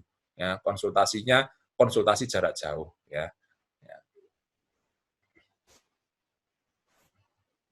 Homeschooling online, ya, orang sudah mulai tertarik untuk homeschooling yang online, ya. Ya. Kemudian ada tren ibadah virtual, ya kan, ibadah virtual, gitu kan. Ya, sekarang gereja, masjid sekarang ibadahnya virtual semuanya, ya. Ibadah dan dakwah secara virtual dan live streaming akan booming, ya. Dan jadi alternatif bagi pemuka agama untuk berdakwah dan melakukan engagement dengan umat dan jemaat. Memang saat ini masih kontroversial, ya. Kontroversial artinya kalau ibadah itu harus datang ke rumah ibadah, ya. Tapi kedepannya saya yakin dan percaya bahwa kedepannya bahwa tempat itu menjadi tidak berarti, ya. Tempat artinya yang penting adalah komunikasinya, ya. Komunikasi, kita bisa mengikuti ibadah dimanapun, itu menjadi sesuatu yang sangat possible ke depannya. New normal 4 adalah emphatic society, ya, society yang semakin empati, ya. Ya, ada banyak sekali aksi-aksi solidaritas yang semakin tinggi dari masyarakat, ya, untuk membantu sesama, ya kan. Ya, dari drone parenting menjadi positive parenting, ya. Layanan konsultasi keluarga, ya, itu dibutuhkan. Dari drone itu kan melihat dari jarak jauh, ya. Selama ini kan kita memonitor anak kita dari jarak jauh, ya. Tapi dengan kita selalu di rumah, itu mulai, ya, positive parenting, ya. Anak kita nggak bisa lagi diperintah-perintah apa yang harus dia lakukan, tapi bagaimana kita komunikasi positif, apa yang dia mau, dan lain sebagainya. Apa yang kita mau, itu kemudian menjadi sesuatu yang tren ke depannya. Dan terakhir, itu adalah lebih spiritual. Ya. Lebih religion. Ya. Sehingga apa?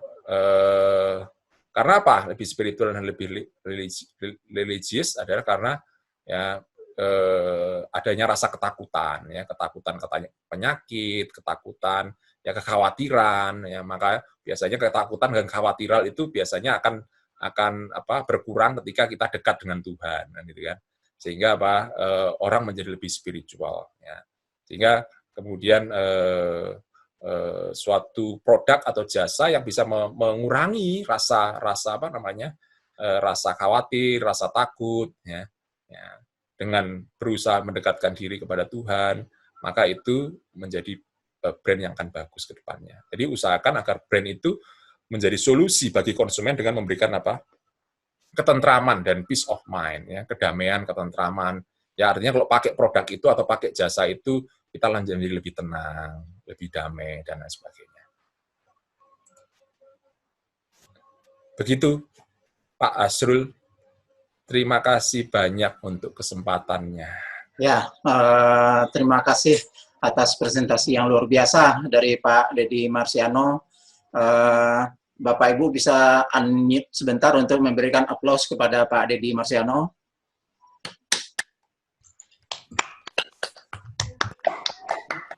Ya, oke, silakan di unmute dulu semuanya, di mute dulu semua Bapak Ibu sekalian. Kita akan masuk sekarang pada sesi tanya jawab. Sesi tanya jawab. Sudah ada 2 pertanyaan yang masuk melalui chat. Untuk sesi tanya jawab ini, Bapak dan Ibu dapat menggunakan 2 fasilitas, yaitu fasilitas chat. Bapak Ibu bisa menulis di fasilitas chat, atau Bapak Ibu bisa raise hand. Raise hand nanti akan dimonitor untuk diberi jadwal urutan untuk bertanya. Nah, sudah ada 2 penanya dulu, jadi kita dahulukan yang sudah menulis lewat chat. Ada 2 pertanyaan dari 2 orang, Pak Deddy Marciano, yaitu yang pertama dari, saya bacakan ya Pak Deddy ya, dari Pak Riki Suhartono. Pak Riki Suhartono dari FBE Ubaya. Pertanyaannya adalah terkait dengan perpajakan di tengah pandemi. Pemerintah sudah memberikan insentif perpajakan. Beberapa diantaranya adalah dalam PPh 21 yang awalnya ditanggung tenaga kerja, diganti ditanggung oleh pemerintah dan berupa pengurangan angsuran PPh 25. Pertanyaannya, menurut Bapak, bagaimana pengusaha dan pegawai dapat memanfaatkan insentif ini? Itu pertanyaan pertama itu dulu Pak Deddy, nanti pertanyaan kedua mungkin kita berikan setelah jawaban dari pertanyaan pertama. Monggo Pak Deddy. Iya, oke. Saya akan coba jawab, sekalipun saya bukan ahli pajak ya. Saya bukan ahli pajak, tapi saya akan coba untuk menjawab. Jadi gini, apa yang saya baca, insentif yang saya baca, itu adalah pertama, untuk perusahaan, itu adalah sektor-sektor yang paling kena dampaknya. Ya. Jadi pariwisata, hotel, dan sebagainya, ya penerbangan dan sebagainya, insentifnya di sana untuk pajak perusahaan. Ya. Yang sektor-sektor yang paling kena dampak. Sedangkan untuk PPh 21 pribadi, saudara, dibatasi. Ya, tidak semua sektor akan dapat insentif itu. Hanya sektor-sektor yang terdampak besar oleh COVID yang kena juga. Sama seperti perusahaan. Demikian juga individu. Ya. Nah, juga individu itu dibatasi dengan jumlah. Ya, artinya bahwa pendapatan per tahun harus kurang dari 200 juta. Ya. Pendapatan per tahun kurang dari 200 juta. Berarti kalau dibagi 12 itu kira-kira berapa ya? 10 nggak sampai 20 ya. Kira-kira 18 lah, 18 ya. 18 kali 12 ya, kira-kira enggak sampai 16 ya, 16 juta ya, 16 jutaan. Itu cut off-nya di 16 juta. Kalau pendapatan 16 juta lebih dari 16 juta sebulan, maka tidak akan dapat insentif. Itu sekalipun dia kerja di sektor yang kena dampak. Ya. Nah, prosesnya mungkin saudara bisa googling ya di websitenya Kementerian Keuangan, dalam hal ini Ditjen Pajak. Ya. Di sana akan ada petunjuk-petunjuk bagaimana untuk mengurus pengembalian pajak itu. Ya. Demikian Pak Asrul. Ya, oke. Makasih Pak Dedi. Jika masih ada yang ingin ditanyakan lebih lanjut, mungkin bisa lewat Japri atau mungkin di lain kesempatan. Kita masuk pada penanya kedua, Pak Dedi. Penanya kedua dari Pak Hermanto, UPM Probolinggo. Pak Hermanto ini bertanya, model bisnis yang cocok untuk UMKM, terutama yang di daerah, bagaimana Pak? Nah, itu pertanyaan dari Pak Hermanto. Monggo Pak Dedi. Ya, oke. Jadi untuk model bisnis yang di daerah, jadi sebenarnya apa yang terjadi di tadi tren ya, saya lihat empat new normal tadi itu sebenarnya tidak hanya terjadi di kota besar, di daerah juga sama ya. Di daerah juga akan sama. Jadi paling tidak apa yang saya sampaikan tadi ya, apa yang saya sampaikan dari awal, bagaimana new normal tadi itu peluang-peluang apa itu bisa dimanfaatkan tidak hanya oleh UMKM di kota, ya, juga UMKM di daerah. Jadi kalau saudara saudara penanya tadi mendengarkan saya tadi saya sampaikan banyak sekali peluang-peluang usaha yang kita bisa kita bisa raih ya. Jadi di kota di daerah trennya tidak banyak berbeda.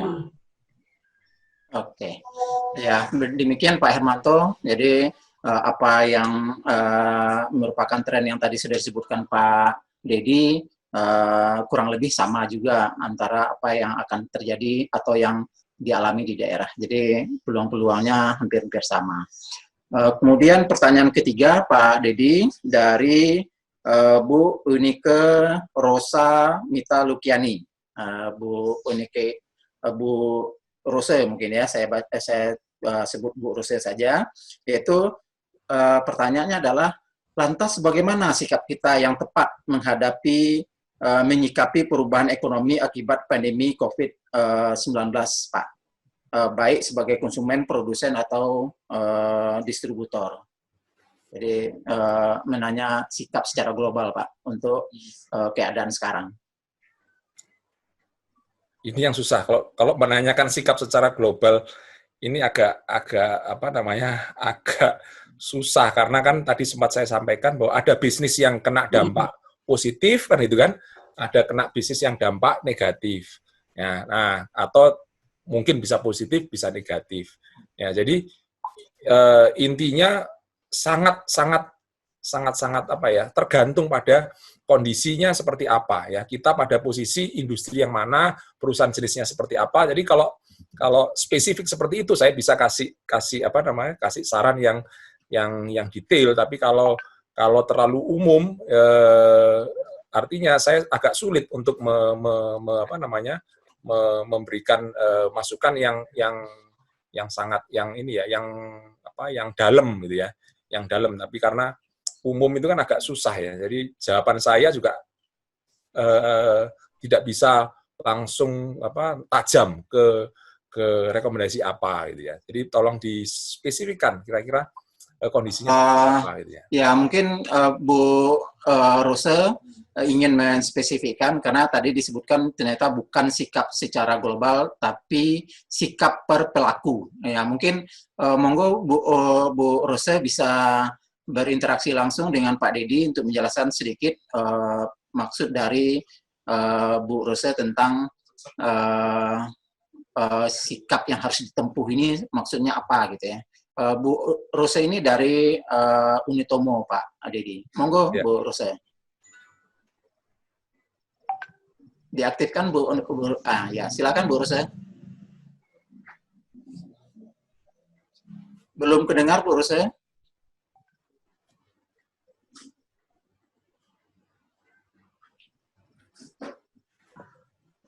Suara di komputernya belum terdengar Bu Rose.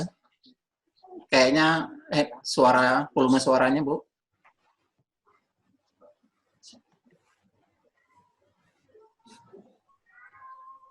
Maaf Bu, belum kedengar suaranya Bu.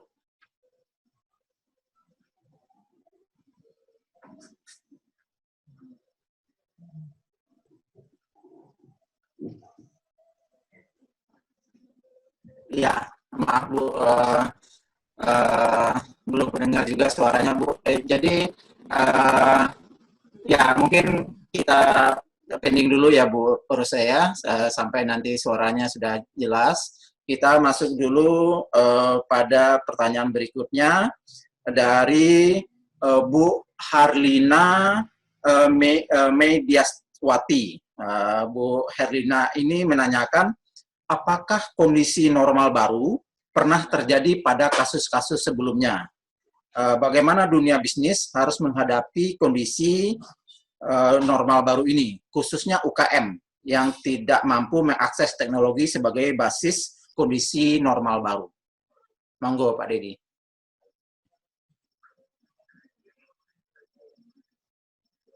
Masih di-unmute Pak Dedi? Masih.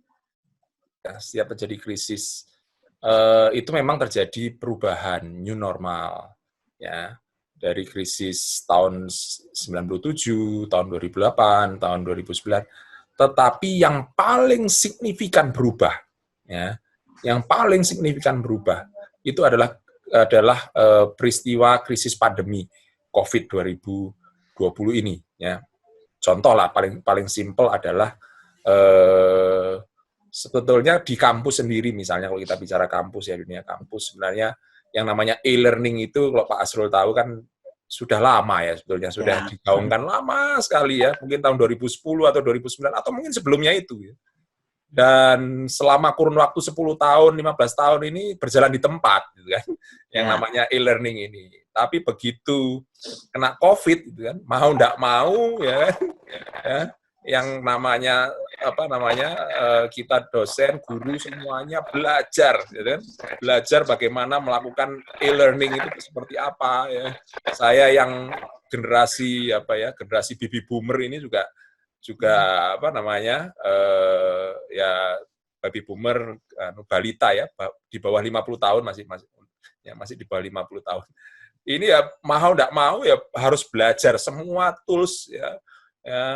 E-learning baik itu yang sinkron, non-sinkron, ya, yang tatap muka langsung dan non tatap muka langsung, mau enggak mau harus belajar. Demikian juga UKM kita. UKM kita ini mau enggak mau harus digital, Bu. Ya. Mau enggak mau harus digital. Enggak ada maaf bagimu, oh maaf saya enggak bisa digital, saya enggak bisa ini. Enggak bisa. Ya. Enggak bisa. Kedepannya lagi tidak ada maaf. Makanya tadi saya sudah sampaikan di depan, ya, tentang bahwa yang bisa beradaptasi itu bukan yang paling kuat, bukan yang paling pinter, tapi mau beradaptasi. Jadi mau enggak mau UMKM juga harus berubah. Enggak bisa, yang namanya digital itu sudah tidak bisa terelakkan. Mau enggak mau kita harus belajar. Saya sebagai dosen juga belajar juga, ya, belajar dengan beradaptasi juga, ya. Ya memang work from home, ya, bekerja di rumah, hidup di rumah, ya, bersama anak-anak di rumah, bersama bermain di rumah. Tapi work from home itu ada kelemahannya juga, yaitu adalah apa? Ya, tidak ada jam kerja. Tidak ada jam kerja itu berarti kita bisa dikontak mahasiswa kita kapanpun. Ya, hari Minggu, ya libur pun kadang-kadang kita sampai lupa ini hari ini tanggal merah, tanggal hijau, kita nggak pernah sadar ya, kadang-kadang mahasiswa juga kontaknya juga. Nah, artinya bahwa kita perlu beradaptasi, semuanya perlu beradaptasi. Nggak bisa, wah mohon maaf saya nggak bisa. Mau nggak mau harus berubah. Kalau yang tidak berubah, itu tadi seperti dinosaurus. Kalau dia tidak bisa adaptasi, ya selesailah. Gitu Pak Asrul. Ya, oke. Berarti memang keadaan memaksa kita ya, Pak Dedi ya, dan harus berubah. Kemudian pertanyaan berikutnya dari Bu Alberta Esti dari Unitomo juga. Bu Alberta menanyakan terkait dengan pemaparan kondisi yang sudah disampaikan oleh Pak Dedi, strategi bisnis apakah yang bisa diambil atau dilakukan atau disarankan di tengah pandemi COVID? Karena kalau kita lihat, semua orang sekarang berbisnis secara online, entah itu makanan, baju, dan sebagainya. Jadi itu pertanyaannya, Pak. Monggo, Pak. Seperti saya katakan tadi, online sesuatu yang tidak terelakkan. Nggak bisa lagi kita offline, gitu kan? Ya, semuanya harus online. Ya, jadi apapun bisnis kita, semuanya harus go digital. Kedepannya itu nggak ada lagi yang tidak online. Semuanya online.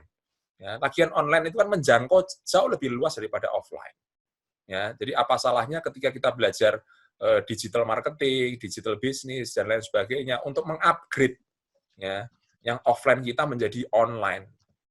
Percaya saya bahwa yang offline full tidak akan bisa survive. Ya. Yang offline full tidak akan bisa survive. Kita harus, mau tidak mau, harus online. Nggak bisa tidak. Ya. Kita nggak mungkin pakai ketemu orang secara langsung, nggak mungkin. Ya. Ketemu orang secara langsung nggak mungkin. Maka yang bisa dilakukan adalah online. Ya. Semuanya online. Bagaimana? Nah, ketika kita online, jangan hanya sekedar online. Ya. Bagaimana kita bisa mengemas produk kita yang online itu. Ya, mengemas menjadi lebih menarik, memberikan pengalaman yang berbeda.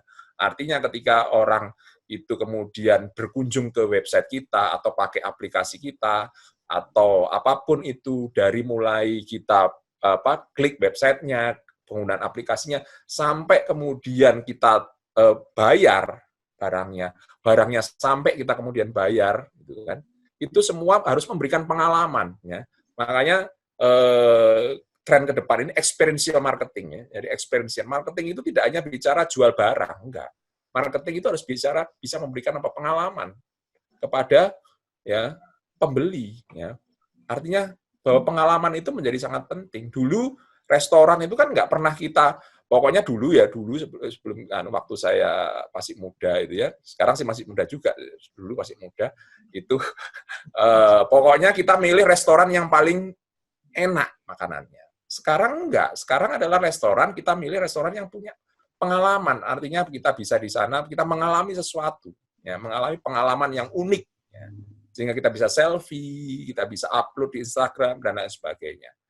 Jadi rasa itu bukan lagi nomor satu sekarang, tapi pengalaman. Nah, oleh karena itu ketika semuanya go digital, itu seperti kan lautan ya, laut merah itu ya, laut merah yang banyak. Nah, saudara harus bisa memberikan keunikan, ya, bahwa konsumen saudara harus punya pengalaman ketika dia itu membeli produk saudara.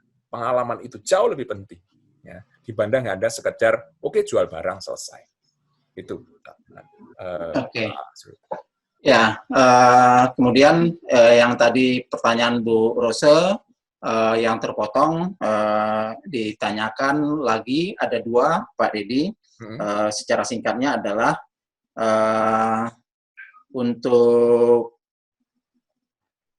yang dimaksud dengan sikap itu adalah bagaimana sikap yang tepat bagi konsumen dalam menghadapi pandemi COVID-19.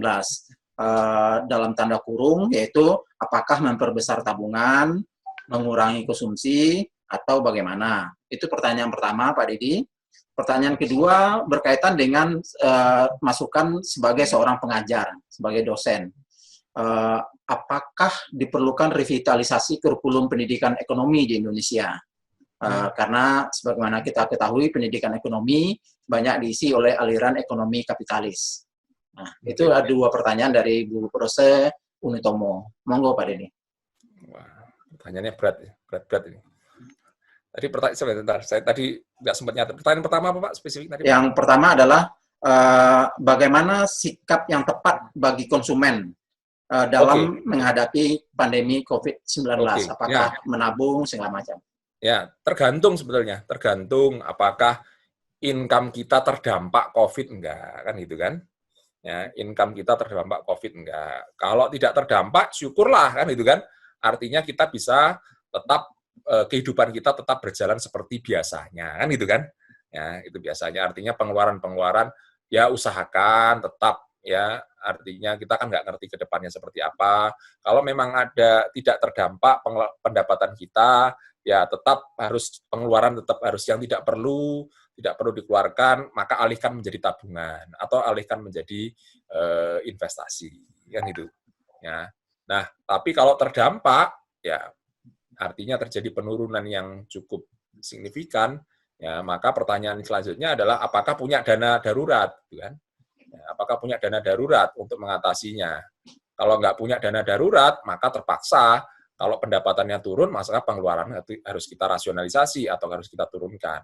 Artinya kita harus shifting dari pengeluaran-pengeluaran yang sifatnya tersier, sekunder, menjadi sifatnya primer, pemenuhan kebutuhan pokok. Kalau pemenuhan kebutuhan pokok sudah terpenuhi, ya pemenuhan keamanan.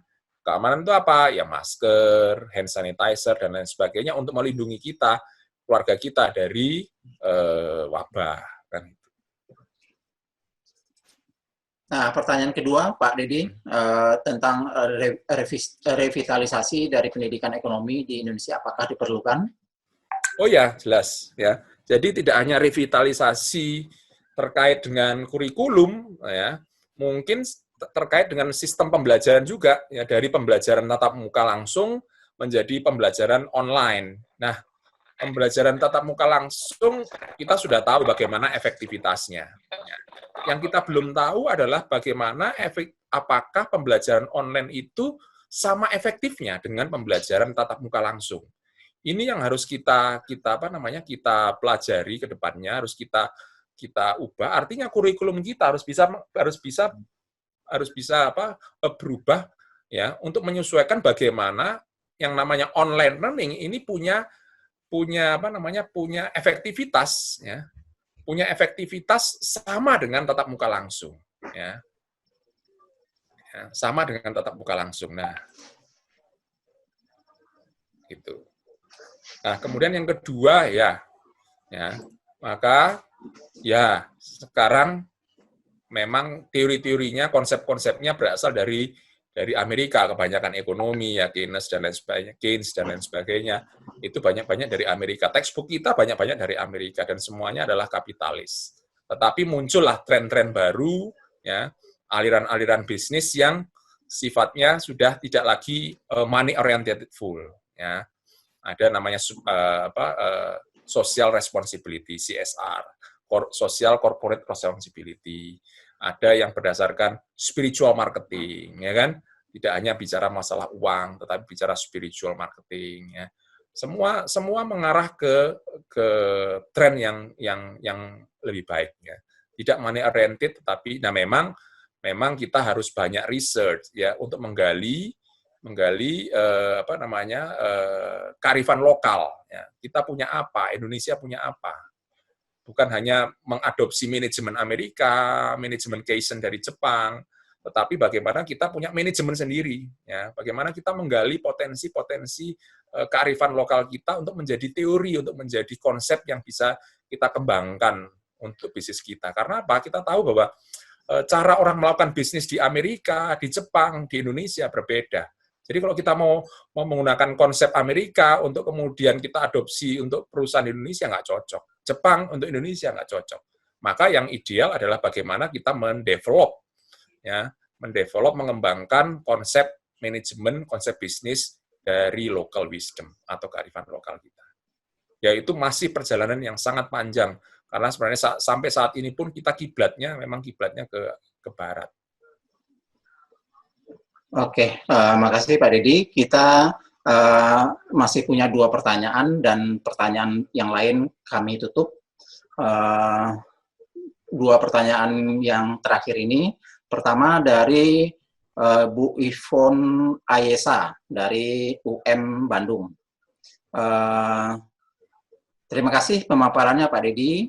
Sepertinya akan banyak muncul startup berbasis virtual setelah COVID-19.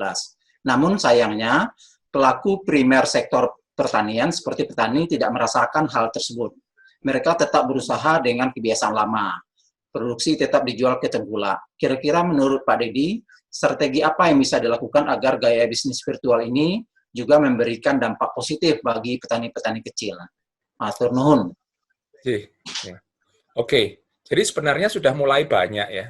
Banyak startup yang sangat bagus yang membantu sebenarnya para petani, ya petambak ikan, ya petambak apa namanya di sektor pertanian dan sektor perikanan. Misalnya contohnya yang lagi trennya bagus adalah Tani Hub. Ya, Tani Hub itu adalah mencoba untuk menjembatani langsung antara petani dan konsumen. Ya, di sana kemudian diberikan apa namanya startup itu mencoba untuk melingkan langsung. Jadi petani tidak langsung menjual ke tengkulak, tetapi kemudian bisa langsung diproses dan kemudian dijual kepada konsumen. Kemudian diberikan juga di sana kalau nggak salah startup itu juga memberikan apa namanya financing pembiayaan kepada petani. Ya, selama ini mungkin mereka nggak punya akses ke bank, nggak bisa, sehingga kemudian mereka kemudian akses ke lintah darat dan sangat bunganya sangat tinggi. Ya, memang sektor apa namanya pertanian memang musiman sehingga kemudian risikonya sangat tinggi. Kemudian ada lagi yang namanya saya lupa, ada satu lagi saya lupa namanya, startupnya itu membantu petambak ikan untuk kemudian yang kekurangan modal, ya kekurangan apa dana untuk mengembangkan bisnisnya. Kemudian mereka kemudian membantu menghubungkan antara pemilik modal dan petambak-petambak tersebut. Jadi sebenarnya sudah mulai banyak ya startup yang membantu sektor pertanian dan perikanan kita. Ya, ada yang menyediakan pupuk dan lain sebagainya.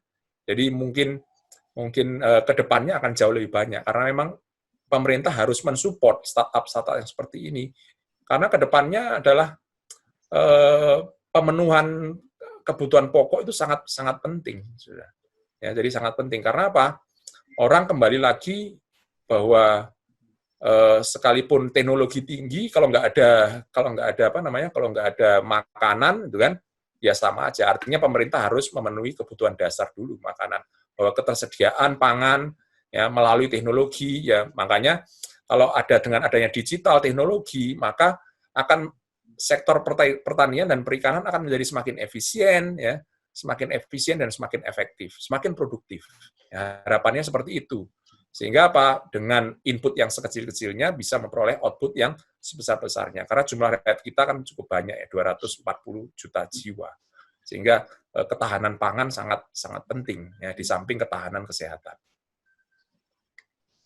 Oke, demikian Bu Yvonne, memang usaha untuk membangkitkan sektor pertanian sama seperti sektor yang lain mampu untuk bersaing di era digital, itu memang tugas kita bersama dan memang tidak mudah seperti Pak Dedi bilang, itu membutuhkan gerak bersama pemerintah, LSM, akademisi dan seterusnya. Kemudian pertanyaan terakhir Pak Dedi dari Pak Toto Hendarto, karena perubahannya sangat luar biasa mendasak substansi dan kecepatannya, maka apakah Bapak punya data tentang kecepatan adaptasi dan besarnya perubahan dalam konteks kota dan desa? Ya, tadi suaranya agak putus-putus Pak, saya nggak ya, terlalu. Saya ulang Pak ya. Ya. Karena perubahannya sangat luar biasa mendasar, substansi dan kecepatannya, maka apakah Bapak punya data tentang kecepatan adaptasi dan besarnya perubahan dalam konteks desa dan dalam konteks kota dan desa? Kayaknya menanyakan tentang perbandingan antara kota dan desa, Pak. Jadi gini, mungkin sekarang ada gap ya antara kota dan desa ya, antara kota dan desa. Kenapa? Karena yang namanya teknologi ya, digital itu tidak masuk sampai ke pelosok-pelosok desa. Tapi saya yakin dan percaya ke depannya ketika internet for everyone ya, setiap orang mau tidak mau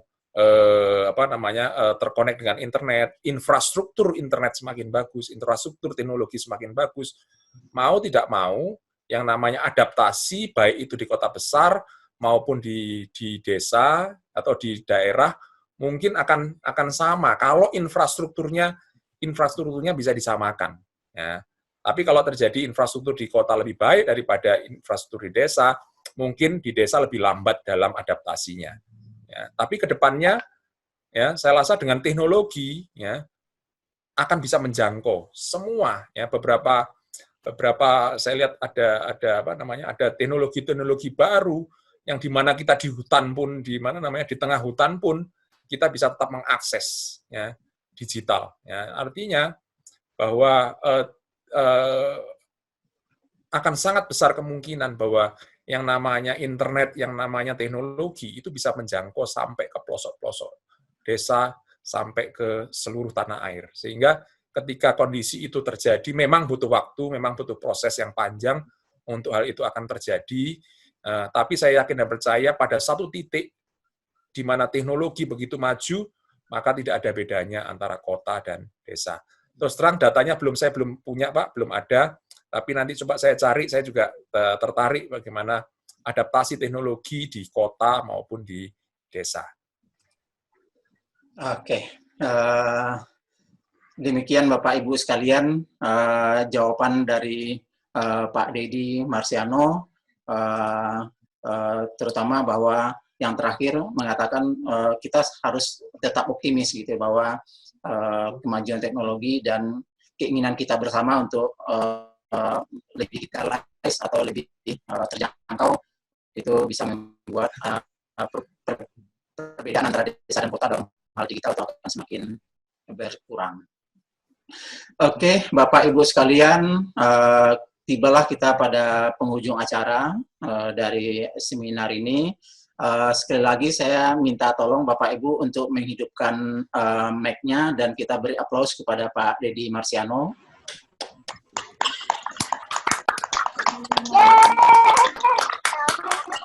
Ya, oke, silakan di-mute lagi Bapak Ibu sekalian. Kita akan masuk pada acara penutupan.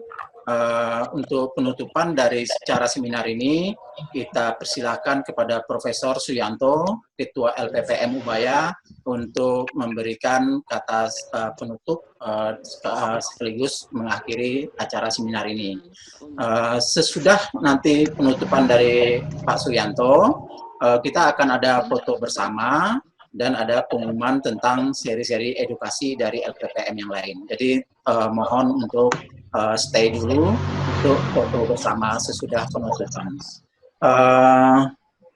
Kepada Pak Suyanto, kami persilahkan untuk menutup acara seminar ini. Kepada Pak Suyanto, silakan.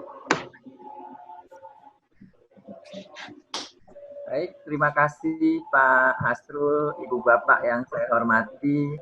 Apa yang disiringkan oleh Pak Deddy sangat menginspirasi dan Ibu Bapak juga sangat bersemangat. Saya lihat dari 80 peserta lebih itu masih terus sampai 2 jam standby terus. Ini berarti memang yang disiringkan oleh Pak Deddy sangat bermanfaat dan sangat menginspirasi. Semoga apa yang sudah dibagikan oleh Pak Deddy bekal bagi kita untuk menjalani periode pandemi ini. Seperti tadi dikatakan, harapannya dengan bekal membagi ilmu, kita bisa survive, kita bisa adjust. Jadi kita bisa beradaptasi terhadap kondisi yang ada saat ini. Seperti yang dikatakan oleh dokter ahli yang menangani pandemi, bahwa virus pun beradaptasi dengan tubuh manusia. Sehingga manusia juga perlu beradaptasi terhadap virus tersebut, juga perlu beradaptasi dengan kondisi yang ada saat ini. Sekali lagi, terima kasih banyak atas sharing dari Pak Deddy Marsiano. Terima kasih banyak Pak Deddy Marsiano. Ibu Bapak semua, terima kasih banyak atas kehadirannya dalam acara ini, baik dari akademisi, dari praktisi, para ahli. Terima kasih banyak dan salam sehat selalu dari kami di LPPM. Selamat siang Ibu Bapak.